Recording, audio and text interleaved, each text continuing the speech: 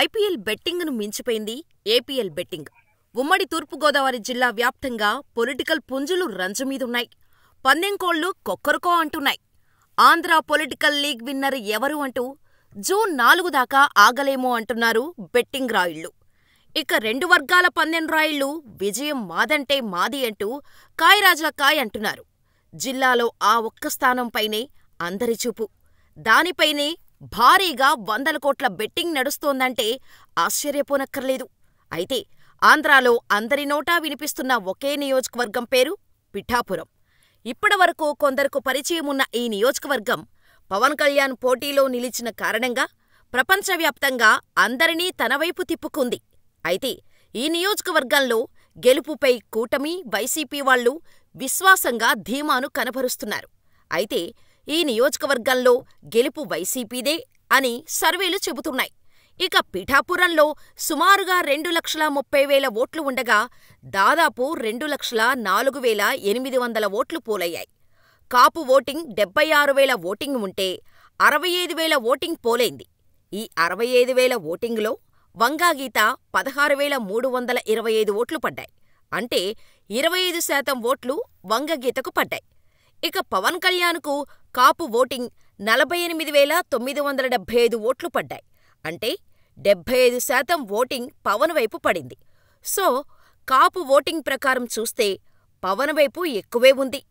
దీన్ని పట్టుకొని పొత్తు పార్టీలు సంకలు గుద్దుకుంటున్నాయి. ఈ నియోజకవర్గంలో కాపులు మాత్రమే లేరు కదా, సో మిగిలిన కులాల వారీగా ఓటింగును ఈసారి చూద్దాం. ఈ నియోజకవర్గంలో బీసీ ఓటింగ్ 95,000 ఓటింగ్ ఉంటే 81,700 ఓటింగ్ పోలైంది. అందులో భాగంగా గీతకు 55% బీసీలు పట్టం కట్టారు. అంటే 45,000 ఓట్లు వంగాగీతకు పోలైంది. ఇక పవన్ కళ్యాణ్ విషయానికి వస్తే 36,700 ఓట్లు పడ్డాయి బీసీ వర్గాల నుంచి. బీసీ ఓటింగులో పవన్ కళ్యాణ్పై వంగాగీత పూర్తిగా డామినేషన్ క్లియర్గా కనిపిస్తోంది. ఇక ఎస్సీ, ఎస్టీల ఓటింగ్ చూసుకుంటే 46,000 ఓటింగ్ ఉంటే 39,560 ఓట్లు పోలయ్యాయి. అందులో 80% ఓట్లు వంగగీతకు పడ్డాయి.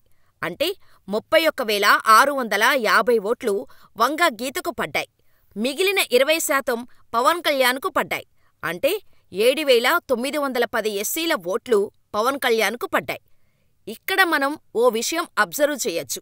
బీసీల్లో, ఎస్సీ, ఎస్టీల్లో పవన్పై వంగాగీత డామినేషన్ క్లియర్గా కనిపిస్తోంది. పవన్ కళ్యాణ్ కాపు ఓటింగ్ మినహా ఎక్కడా వంగాగీతను టచ్ చేయలేకపోయాడు. ఎస్సీ, ఎస్టీ, బీసీలు వంగాగీత పక్షాన నిలిచారు. రెడ్డి ఓటింగ్ విషయానికి వస్తే 13,500 మంది ఉన్నారు. పోలైన ఓట్లు 11,600 ఓట్లు పోలయ్యాయి.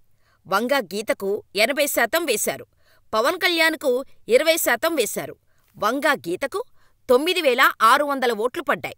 రెడ్డి ఓటింగ్ పవన్ కళ్యాణ్కు 2,000 ఓట్లు పడ్డాయి. అలాగే బ్రాహ్మణులు 5,500 ఓటింగ్ ఉంటే 4,600 ఓటింగ్ పడింది.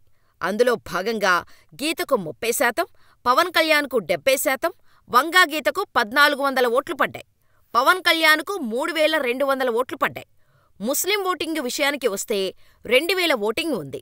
మొత్తం 1,750 ఓట్లు పోలయ్యాయి.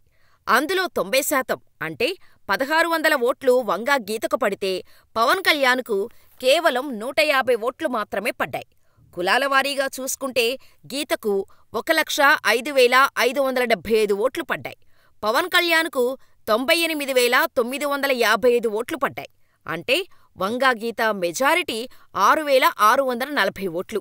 ఈ లెక్కతో చెప్పవచ్చు 6,600 ఓట్ల మెజారిటీతో వంగగీత పవన్ కళ్యాణ్పై విజయం సాధిస్తున్నారు. అయితే పిఠాపురంలో ఉన్న బీసీల్లో శెట్టి బలిజ, పద్మశాలి యాదవులు, అగ్నికుల క్షత్రియ, నాయి బ్రాహ్మణ, రజకులు, కమ్మరులు, నగరలు వంగగీతకు పట్టం కట్టాలని ఫిక్స్ అయినట్టు తెలుస్తోంది. దీనికి కారణం పవన్ కళ్యాణ్ ఒక వర్గాన్ని, ఒక కులాన్ని నమ్ముకొని రాజకీయం చేయడమే. అయితే పోలైన ఓట్లల్లో దాదాపు 70% పవన్ కళ్యాణ్కు పడ్డాయని పవన్ అభిమానులు, కార్యకర్తలు చెప్పుకుంటున్నారు. ఇది ప్రజాస్వామ్యం. అందరూ కలిసి ఓటు వేస్తేనే నాయకుడు గెలుస్తాడు. ఒక కులం ఓట్లతో ఏ నాయకుడూ గెలవడు. ఈ చిన్న లాజిక్ని కూటమి నేతలు మర్చిపోయినట్టున్నారు. అయితే పిఠాపురం నియోజకవర్గంపై వందల కోట్లలో బెట్టింగులు నడుస్తున్నట్టు గుసగుసలు వినిపిస్తున్నాయి. అయితే సర్వేలు అన్ని చూసిన రాజకీయ విశ్లేషకులు పవన్ని నమ్ముకుంటే నట్టేట మునిగినట్టే అంటున్నారు. ఎవరూ బెట్టింగు చెయ్యొద్దు అని సూచిస్తున్నారు.